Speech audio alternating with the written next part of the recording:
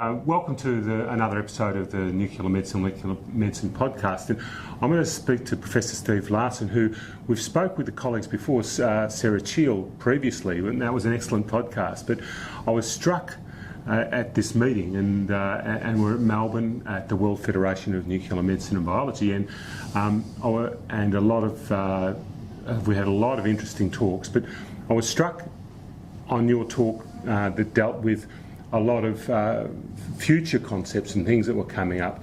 And one of them struck me as very important because it's probably the most difficult nut to crack, and that was on brain cancer. And brain cancer is something that's being targeted in Australia by the government, as something that they want to fund because it's so difficult to deal with. And yet I saw that you had a Kaplan-Meier curve that really showed something was going on. Perhaps you could start by telling our audience firstly a bit about yourself and your lab, because it's a very famous lab, and then perhaps tell us a little bit about that research project. Okay, so I'm Stephen Larsen. I'm a clinician scientist, and for 25 years I was chief of nuclear medicine at Memorial Sloan Kettering Cancer Center, which is one of the largest dedicated cancer centers in the country, along with MD Anderson.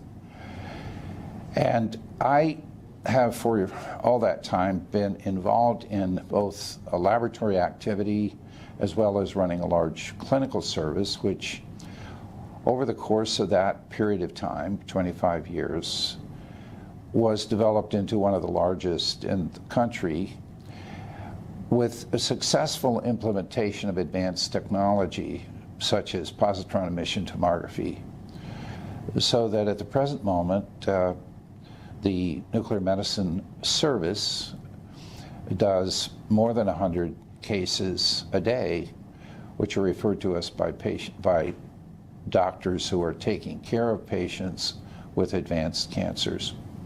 Now, during that time, we began a program which I really was recruited to do, which was in the development of radioantibodies to target tumors, to also monitor where these antibodies went and localized. And during that time, I gradually implemented a training program as well in that clinical science. For example, Andrew Scott, who's one of the distinguished international scholars in this field and who's currently the president of this World Federation of Nuclear Medicine Biology program, which has been so successful.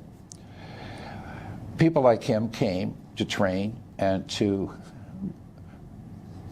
provide their creativity to this process. So over the years, we made slow but steady progress. And one area that we worked in was the very difficult problem of treating children who had a solid tumor of pediatrics, which is called neuroblastoma. Now, typically, this is a tumor that begins in the adrenal glands or in the retroperitoneal structures of the body, in the abdomen. It's essentially a tumor that originated from nervous tissue and has many properties, one of which is rapid spread to the bone marrow, also spread throughout the brain. Now, the brain lesions, once spread to the brain, it's very difficult to treat. It is, through the course of long endeavor, become more and more amenable to treatment with a systemic form of the disease, largely at Memorial Sloan Kettering through the efforts of my colleague, Dr. Naikang Chung. And Dr. Chung had seen the wisdom as a pediatric oncologist and immunologist. He'd seen the wisdom of radiolabeling antibodies, and he was very interested in this kind of approach. And so he and I worked together now for more than 30 years, including the time I have worked with him since I stepped down as chief of nuclear medicine 5 years ago. But the point is that we gradually implemented treatments that were more and more aggressive, taking care to go in a stepwise way so that we wouldn't harm these children, these young children. Now, up until about 15 years ago, when a child recurred with the neuroblastoma tumor and it was in their central nervous system in the brain or along the lining of the spine where the cerebrospinal fluid circulates, that was a death sentence. All of these patients died within 7 or 8 months of the diagnosis.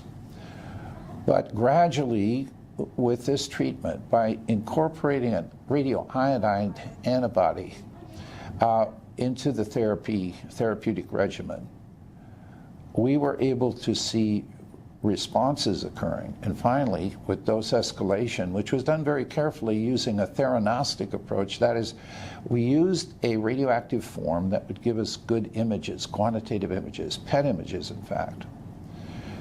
So that was a form of radioactive iodine, I-124, which is a PET isotope. We can use that for quantitative imaging.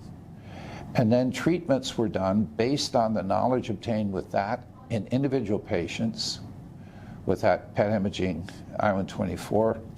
We then implemented therapy in those patients with I-131, 3F8. Again, it was an antibody. The antibody serves as a carrier for the radioactivity, targeting the tumor, it homes to the tumor, and selectively is accumulated in the tumor, whereas any unreacted or non-tumor bound antibody will be cleared away by the natural processes. In this case, the absorption of the protein by the specific sites in venous structures at the top of the head called pachyonian granulations back into the general circulation. So you get enormous relative uptake in tumor in comparison to other nervous tissue. So we found that we could get sufficient doses to those tumors to see shrinkage and also to see response.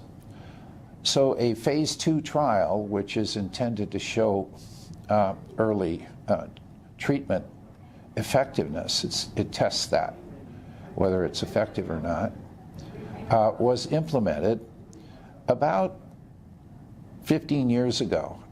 And now we have begun to collate the data, and we have 93 patients. Of those 93 patients, half of them had long-term survival without any evident disease. And little children who would have died are now going on to grow up, live normal lives, go to college, whereas they would have lost their lives if this therapy had not been implemented.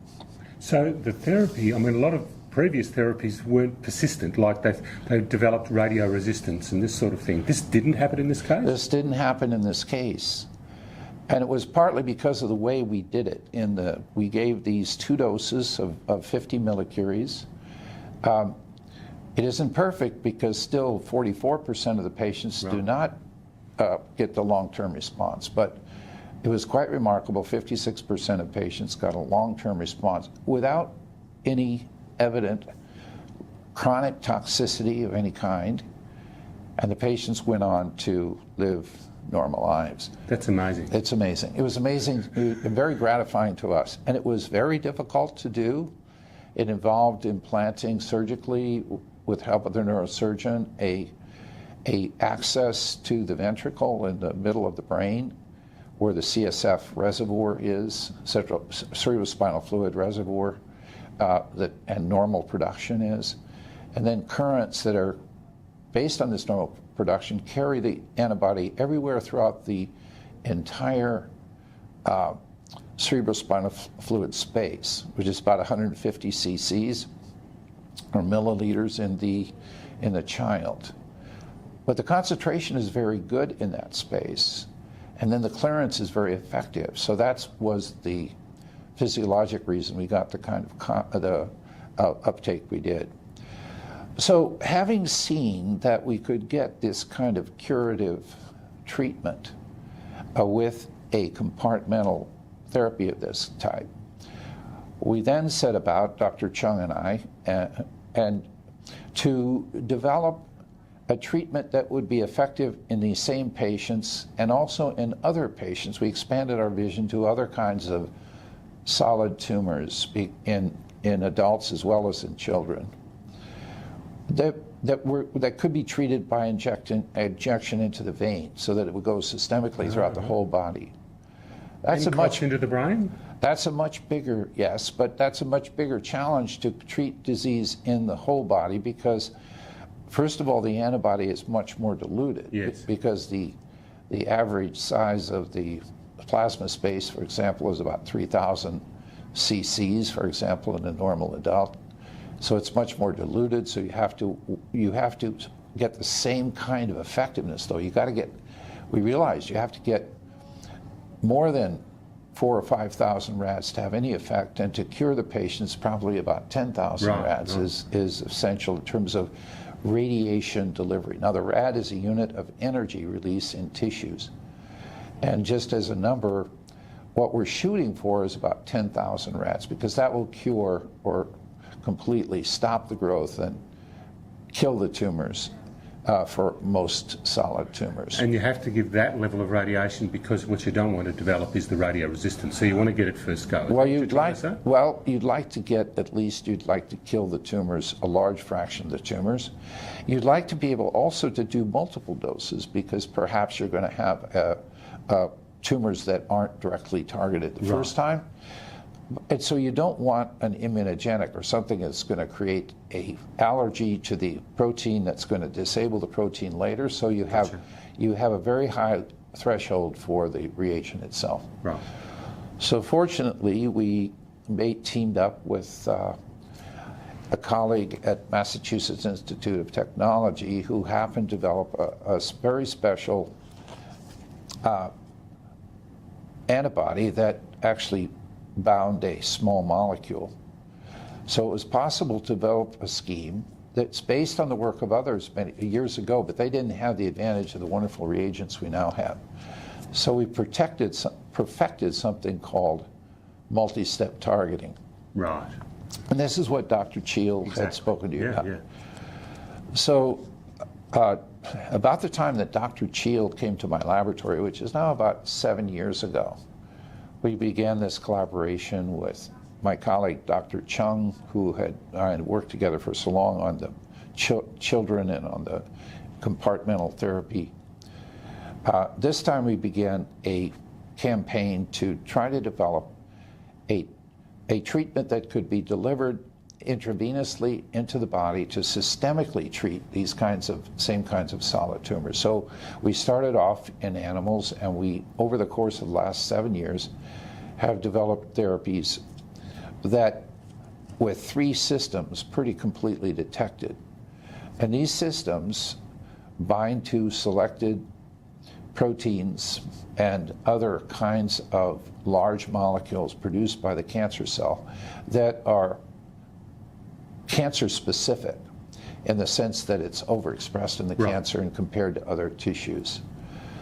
So when you give such an antibody into the circulation that binds to these special proteins and macromolecules on the cancer, that protein targets relatively slowly to the cancer. So that may take a day or 2 days or even a week to achieve optimum localization in the tumor. So what we're talking about is the targeting process. So if it was radioactively labeled, you'd be radiating the rest of the body while this was happening, right? Exactly. But in our case, we separate the antibody targeting step from the radioactivity step by a very clever approach, which originally was introduced as a concept more than 40 years ago now by Amirs and Goodwin, who worked on the West Coast with the help of one of their postdocs, Reardon, who actually discovered something very interesting about small molecules that can bind radioactivity, such as a DOTA peptide. And that was, under the proper conditions, you could actually make an antibody that would recognize that tiny peptide. And up until the time in which they did this, which was in the 80s, that was not believed to be possible, but they showed that that was possible. Well, so anyway, to get back to our story at Memorial Sloan Kettering and our quest to develop treatments for the solid tumors which devastate many individuals, such as lung cancer, breast cancer, ovarian cancer, prostate cancer, gastric cancer, esophageal cancer. In other words, the full gamut of cancers. We wanted to be able to not only treat them and target them, but actually, if possible, cure them with radioactivity. So we began that process. We made a connection with my colleague at Massachusetts Institute of Technology, Dane Wittrup. And Dane Wittrup had perfected this special antibody which recognized the radioactivity in this radioactive small peptide. In fact, it was a DOTA-based peptide that was how we delivered the radioactivity. So it's a little particle. So anyway, to complete the story, these antibody platforms that we've created are just like a regular antibody against a tumor, but in this case, they also have an additional antibody specificity that is the very high strength binding to this radioactive hapten. So first, this large molecule goes in without radioactivity, targets to the tumor. In fact, after waiting till uptake in the tumor is optimal, we then have a clearing agent which removes any unreacted platform antibody. And this may take, as I say, may take a week to have this process fully completed. And then and only then, though, is the radioactivity given. Right. When all you're targeting is this special antibody within the tumor. Right. So that way you can achieve very high tumor to background rates and hopefully go for the cure. Right. So in 3 systems in the laboratory, we've tested this and shown proof of principle with cures in these 3 systems. And it's not magic or science fiction. What it is simply being able to deliver enough radiation, in this case 8,000 to 10,000 rads, to actually cure the tumor, with the situation that the actual dose to the normal tissues is so low that it doesn't harm them. Right. So it's at a level which is below what they will react to. So that's how we do that. And that has been very satisfying. And as I say, we now have proof of principle in 3 systems. But this is expensive, and we anticipate it's going to cost more than $4 million per platform to bring it into patient use. And so this is going to require the help of commercial companies and venture capital. So that's what we're in the process of developing now. That's great, and I think it's really interesting that the theranostics approach has been successful in the tough situations. It's been successful in neuroendocrine tumours. It's been successful in the slow-growing prostate cancer. The breast cancer is certainly looking positive, at least the Herceptin positive stuff. Sure. Right. And now we're looking at probably almost the most tough cancer is neuroblastoma, one of the toughest ones, the cancer. So I think this is great, and I suspect you're going to tell me that this principle could be applied to a whole lot of other cancers as well. Well, exactly. It could be. We believe it can be applied to many different cancers. Just the three systems that we've worked with, which target 3 specific antigens. One is GD2, which is a neurologically based antigen. It's part of the material that coats the nerves, except that it's a tumor-specific molecule that we're targeting, which is a variation on that GD2 system, the GD2. Another is HER2. You mentioned HER2. That is in breast cancer, but it's also in gastric cancer, especially the GE junction or esophageal cancer. It's also in ovarian cancer. It's also in a number of other cancers that are solid tumors, including, for example, lung, although not overexpressed in lung. But these antigens, I want to convey that they cover a large number of tumors. Another one which we've had great success with is A33, an antigen that targets colorectal cancers, right, and also some gastric cancers and some pancreatic cancers. So that then can be used, we think, in those cancers to provide an addition to the treatment armamentarium for those cancers. Now, I want to emphasize that once spread beyond the surgical confines where it can be taken out, these cancers are very, very difficult to cure and treat. Yeah. And the large majority result in the death of the patient. So this is a major unmet need therapy in these particular cancer types.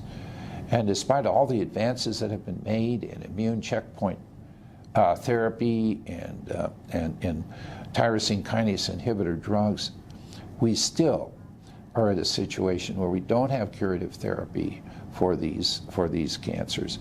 And we still are at a situation where the therapies we do have are very toxic. And so there's a balance between the treatment that's being given and the toxicity the patients can accept. So our goal is to use theranostics to help us plan a therapy which gives sufficient radiation tumor while sparing the normal tissues. So this is the era of theranostics, both in the clinical realm, as we've shown with these treatments in neuroblastoma, patients where children who otherwise would have died have gone on to lead normal lives. And incidentally, a company, YMAB's company, I don't have any stock or anything in this company, but we've contributed by the way of doing these data. But this company now has been given by the FDA, has licensed this compound from Memorial Sloan Kettering, has been given by the FDA a breakthrough designation for this radioactive antibody that we can put into compartments. And that will facilitate the development of the new drug. So we're very happy about that. So there is, I think, a wonderful opportunity now because I think many companies are recognizing that radiolabeled antibodies are an important path forward to cure, or at least to give palliative care to patients with tumors that are very difficult to treat. Our goal is to cure these tumors. That's what we're working on in my lab and also in the clinic. Well, this is amazing and it's great work, and it's something that we've long hoped for, right. But at last we're actually delivering, and it's coming. And I think we need to make sure there's multi-center trials, that there's new cancers and those sort of things. So if you're out there doing this stuff, get involved. But more importantly, when you get involved, do it in a harmonious way with people like Sloan Kettering, so that these multi-centre trials work well and that we've got unified data to put to FDA and other approvals so we can get funding for these projects. Yes. Would you agree with that? Okay, absolutely. Right. Thank you. Okay, thanks a lot. Much appreciated. Yeah.